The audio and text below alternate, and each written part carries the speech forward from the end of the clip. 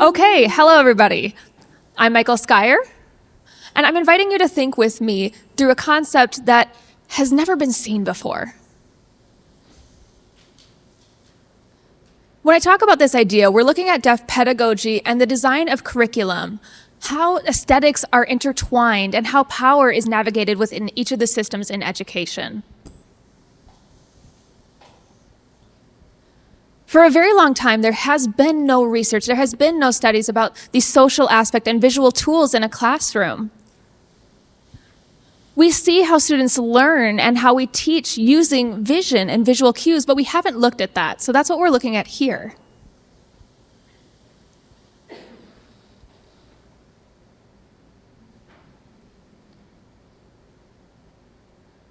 Again, for another very long time, about 280 years, we've waited for philosophy.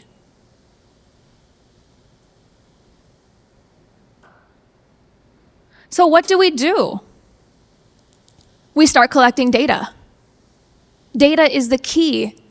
We can make a basis for our philosophy, and this is the two concepts that I have come up with. We look at first ethics and aesthetics. Aesthetics is the beauty within design, and ethics and aesthetics have an impact on one another. We use this in our curriculum to figure out what to do over time in a classroom, how we teach, the pedagogy, and how students are going to be learning.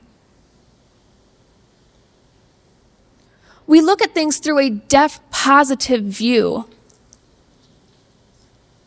We have an ideology of Deaf Plus that we look at with our students that we're working with, and instead what we want to do is look at a more deaf positive lens. So let's look at some frames.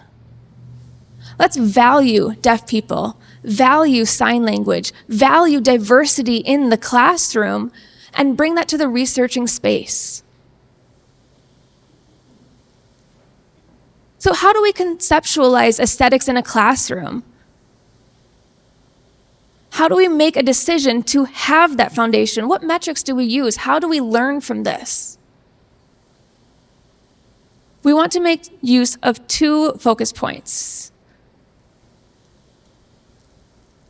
First, we want to look at, again, the aesthetics of pedagogy and how the systems are working, how they are happening, how everything is intertwined within concepts and then reimagined in the classroom.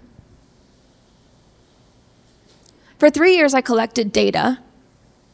I had 1.38 terabytes of data and many hours spent analyzing this data to produce a product. I had 6 staff participants across different grades, people from the queer community, people who were people of color, people who were otherwise diverse. I looked at faculty in higher education contexts, people who had PhDs, people who had an EdD, who had 2 degrees or more. And we wanted to look at the education of deaf individuals to see the similarities between deaf spaces and deaf faculty. And what we found was there were more than 500 individual modalities of communication. 500. That means interaction, that means connected with the deaf community, that means with our students. We looked at different backgrounds, socioeconomic statuses. Again, 500.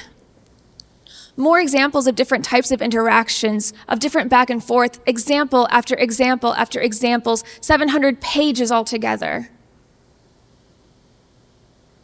And we look at the theory of interaction. We look at the excitement that people have and how they use these processes to work together.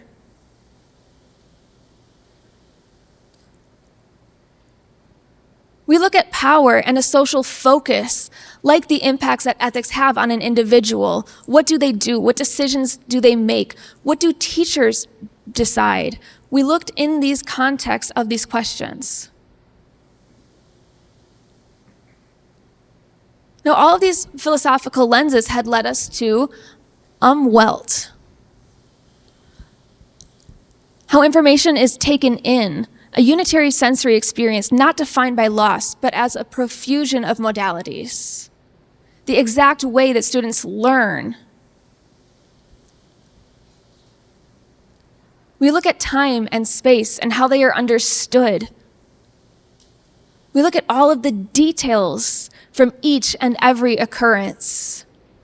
We open them up and take a deeper look than we have before to measure it.